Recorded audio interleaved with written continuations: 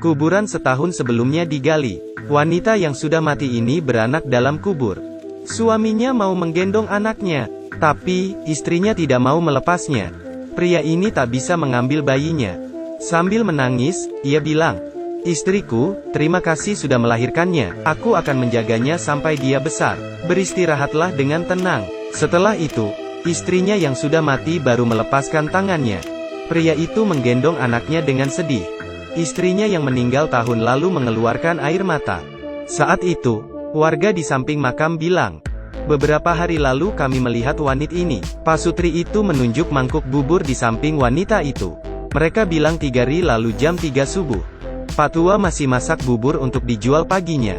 Tiba-tiba, wanita itu datang dan bilang mau beli bubur. Pak Tua berkata, "Kamu terlalu pagi, buburnya masih belum matang." Tapi, wanita itu bersikeras. Bagaimanapun, pembeli adalah raja. Pak Tua memintanya menunggu, dan memasakkan semangkuk bubur khusus untuknya. Saat wanita itu pergi, Pak Tua merasa khawatir, karena wanita itu sendirian bepergian di waktu subuh, sangat bahaya.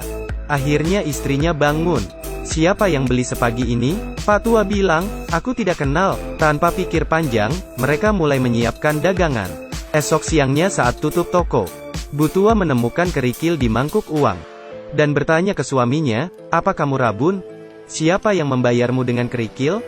Pak Tua berpikir mungkin ada tetangga yang usil. Tapi, istrinya sudah menghitung uang dan ternyata uangnya kurang semangkuk. Lalu memperingatkan suaminya untuk lebih hati-hati.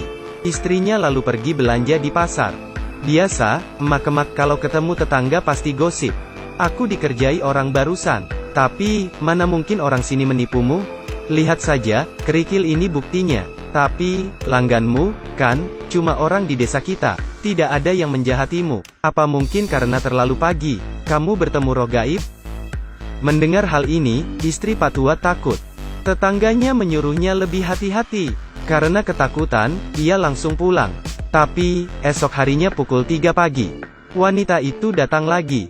Pak Tua memeriksa uangnya, dan memastikan ia tidak ditipu. Pak Tua ke dalam mengambil kembalian. Tapi, wanita itu sudah hilang.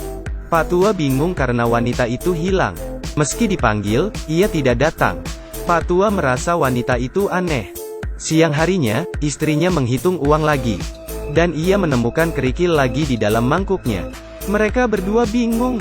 Istri Pak Tua ingat omongan tetangga. Pasti mereka diganggu roh halus.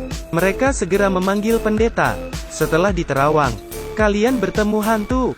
Hantu ini wanita. Jam 3 pagi ia akan datang lagi." Pak Tua dan istrinya ketakutan.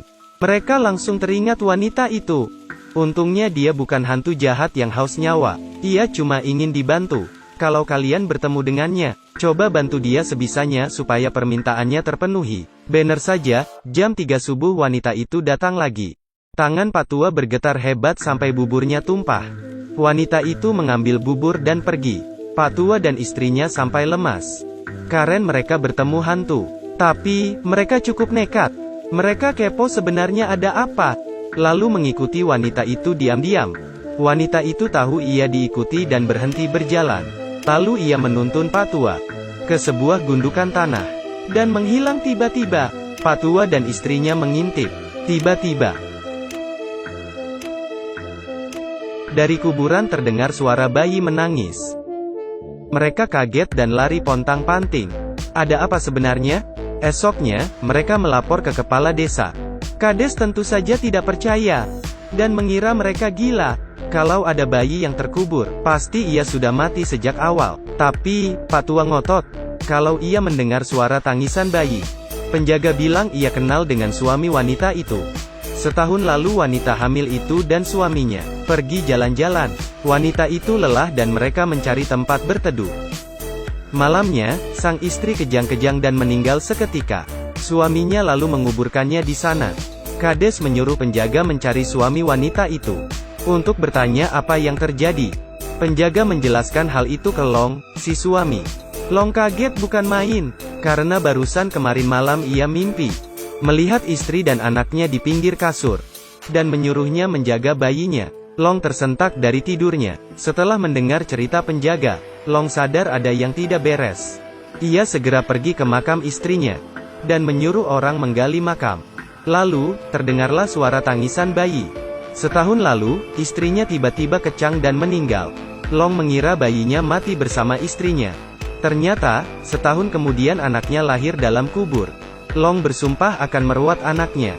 Setelah ia mengira semua sudah selesai, malam harinya, saat Long menidurkan anaknya, istrinya muncul lagi. Ia mencium bayinya dan menyelimutinya. Long terbangun karena kaget. Ia melihat hantu istrinya, lalu berkata kalau ia merindukannya. Istrinya menatap Long, sambil menangis menitipkan anaknya, lalu menghilang selamanya. 18 tahun berlalu, bayi itu tumbuh menjadi gadis cantik. Ia bernama Lin. Di suatu siang, saat Lin jalan-jalan, muncul dua hantu di belakangnya. Hantu itu bilang ia diperkosa dan dibunuh oleh preman. Tapi, preman itu malah menjebak pacarnya, sehingga pacarnya yang dihukum. Hantu itu berharap Lin bisa membantunya meringkus si preman. Lin menolak, tapi hantu itu membuntutinya. Penduduk desa melihat Lin bicara sendiri. Mereka mengira Lin gila, dan bergosip, gadis yang lahir di kuburan itu tampaknya gila, mungkin karena ia lahir di peti mati, jadi bisa melihat makhluk gaib. Lin pulang dan bertanya ke Long apa benar ia lahir di kuburan. Lin juga bilang perihal hantu tadi. Long lalu menceritakan kisah ibunya yang menjadi hantu. Lin menangis terharu mendengar cerita ayahnya. Ia merasa kasih ibunya sangat besar. Long bilang kalau arwah sampai gentayangan. Berarti ada hal di dunia yang belum selesai. Mungkin ia punya dendam atau permintaan. Akhirnya, Lin menghadap ke kepala desa, dan membongkar kejahatan preman dengan bukti, cakaran di punggungnya, yang ditimbulkan akibat perlawanan dari hantu tadi. Penjaga merobek baju si preman. Lin juga menyertakan kalung korban. Tapi, preman tetap menyangkal. Gadis yang dibunuhnya tiba-tiba muncul di hadapannya. Preman itu ketakutan dan akhirnya mengakui perbuatannya. Ia langsung dipenjara. Sementara pacarnya akhirnya dibebaskan. Di jalan, Lin bertemu hantu itu lagi. Masalahnya sudah selesai. Kini hantu itu bisa bereinkarnasi. Hantu itu berubah menjadi burung dan terbang. Lin mengucapkan selamat tinggal. Tiba-tiba, muncul banyak hantu di belakang Lin. Lin langsung kabur dari sana. Sejak itu, Lin membantu permasalahan para hantu, dan mencari keadilan bagi mereka yang dijebak.